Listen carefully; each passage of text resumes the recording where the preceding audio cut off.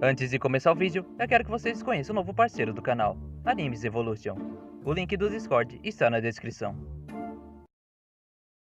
Os membros que estavam acompanhados do falso imperador observavam Subaru, Aldebaran e Médio caírem, por sorte, em uma goma de palhas de um local do celeiro do castelo. Os nomes dos acompanhantes então foram revelados: Kafuma e Orbaut, sendo Orbaut conhecido como um antigo ex-general divino que agora acompanhava o falso imperador e escoltava sua defesa. Foi ele quem teve a velocidade o suficiente para acertar Subaru em algum momento.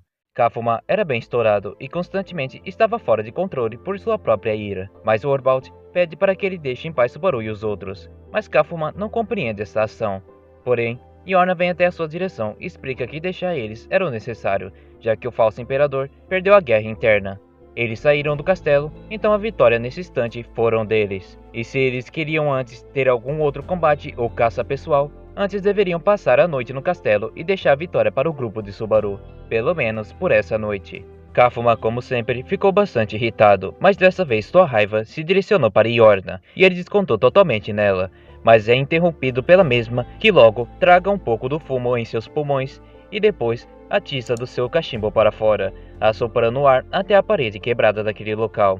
E assim, de uma forma mágica e rápida, a parede é reconstruída dos destroços assim que a fumaça toca aquele local. Aquilo foi uma surpresa para todos, e o falso imperador até queria contestar as ações de Yorna, mas ela afirma que, embora ele seja imperador, ele estava ainda dentro do castelo dela, na cidade dela, no território dela, e portanto eles deveriam fazer como ela disse.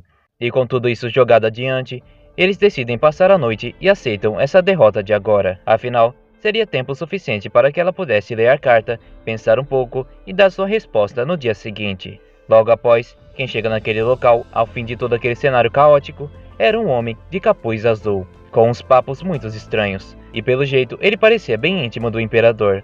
Não de uma forma recíproca, era mais como algo unilateral. E esse cara de capuz tinha um ar suspeito e bem excêntrico, como o fato de repetir que as estrelas dariam respostas corretas como sempre fazem, e que o imperador não deveria se preocupar muito com as coisas de agora em diante. Mas o falso imperador não parecia levar aquele papinho a sério, então ele responde: as respostas das estrelas são realmente uma droga.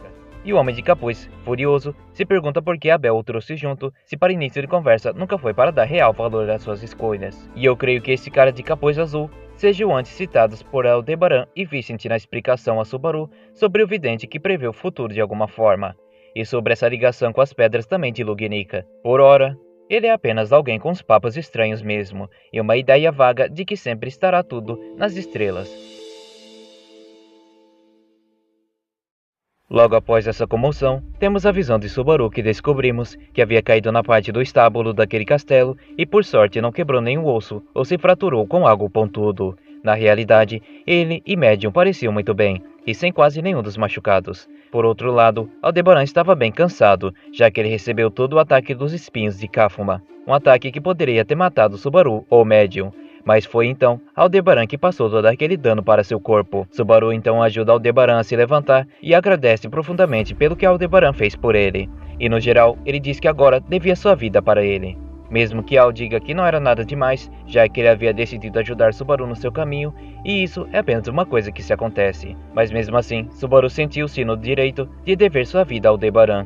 Logo após ajudá-lo a levantar, Medium avisa a todos que sentiu uma presença logo à frente deles, e ali estava uma das empregadas de Yorna Misage. E assim como a sua dona, os servos de Yorna eram também demi-humanos. Todos estão se preparando para qualquer então movimento suspeito, mas logo era para a atitude deles dizendo que não estava lá para lutar, e que pelo contrário, ela estava ali para lhes informar de que ninguém iria os atacar naquele local, embora ainda estejam dentro do domínio daquele castelo. E sim, eles danificaram o teto, espalharam todo o feno, além de algumas outras bagunças pequenas que eles fizeram. Mas no geral, Yorna tinha seu jeito de consertar tudo isso depois. E esta mesma serva cumprimenta dizendo que o falso imperador não irá mais atrás deles, isso também inclui os seus acompanhantes. E que Yorna aceitou ler o conteúdo daquela carta, e por isso a resposta só iria vir de manhã. E dessa maneira, ela afirma que ninguém os atacaria a partir de agora, pois as ordens de Yorna dentro de sua própria cidade são todas absolutas, até mesmo para o imperador.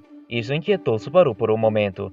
A única escolha para eles era acreditar que nenhum ataque viria e aproveitaram isso para que pudessem fugir a um local seguro. Subaru pega Aldebaran nos ombros e o carrega para fora.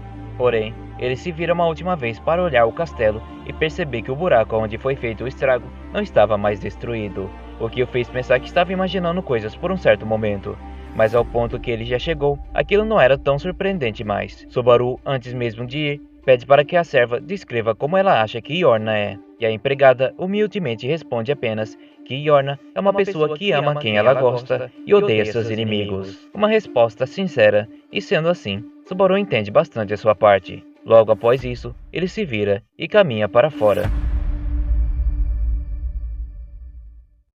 Chegando finalmente ao quarto de Vincent, pelo menos do verdadeiro Vincent, Subaru pede desculpas por como tudo saiu na entrega da carta e pela declaração improvisada de guerra. Abel empurra o rosto de Subaru, demonstrando como ele realmente estava bem nervoso com aquilo, enquanto Aldebaran, que estava sendo enfaixado por Tarita, observava aqueles dois. Medium e Lois brincavam em uma outra sala.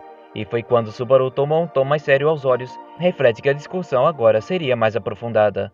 Subaru relata tudo a ele e depois disso se indaga do porquê Vincent não compareceu pessoalmente. Se ele aparecesse dessa forma, seria uma prova melhor de que existia um falso imperador no meio de todos. Mas Vincent confirma apenas uma coisa, que existia um certo tipo de pessoa que poderia facilmente copiar a sua face e se comportar exatamente como ele.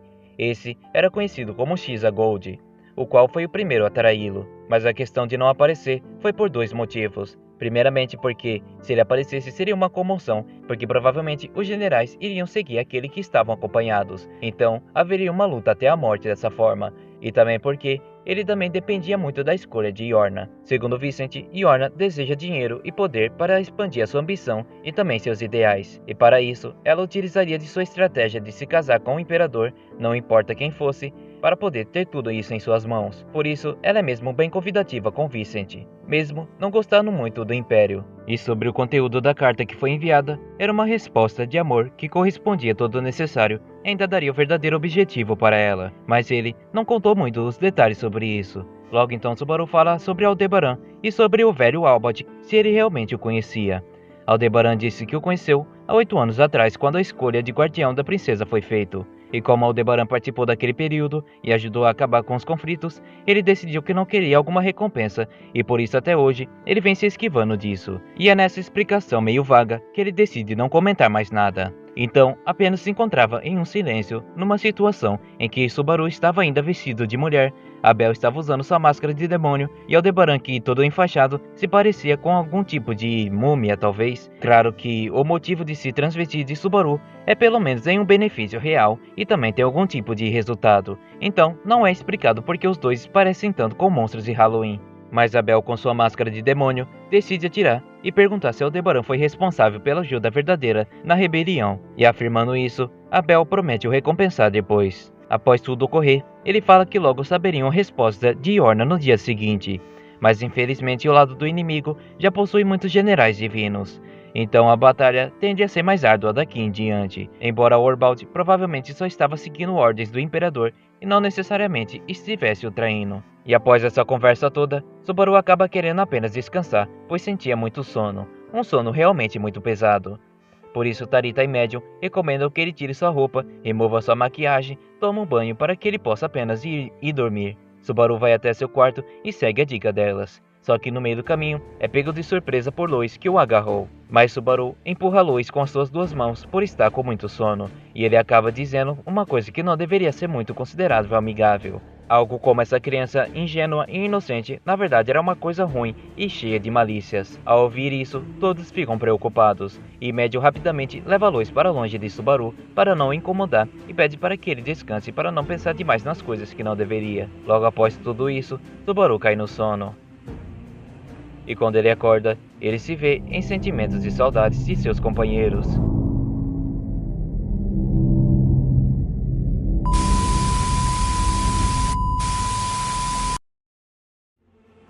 E depois de estar perdido em seus pensamentos, ele decide descer da cama, mas acaba por cair sem querer de vez no chão. Só que ele não entendia por que seus pés não tocavam o chão. E quando ele percebeu, tudo estava mais gigante ao seu redor. Desesperadamente, Subaru se olha no espelho e o que ele vê é apenas uma criança. Ou melhor, não exatamente uma criança qualquer, mas o próprio Subaru, que parecia ter rejuvenescido 10 anos em apenas uma noite. Ia lá, Subaru rebaixado.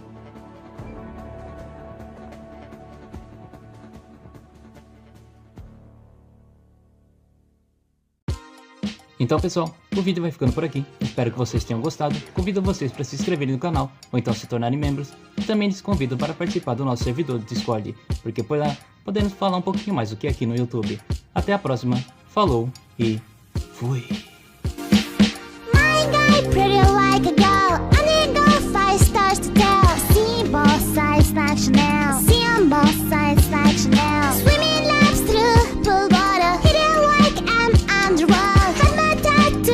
Shibuya, always think I'm of the underworld. もう死んでいる。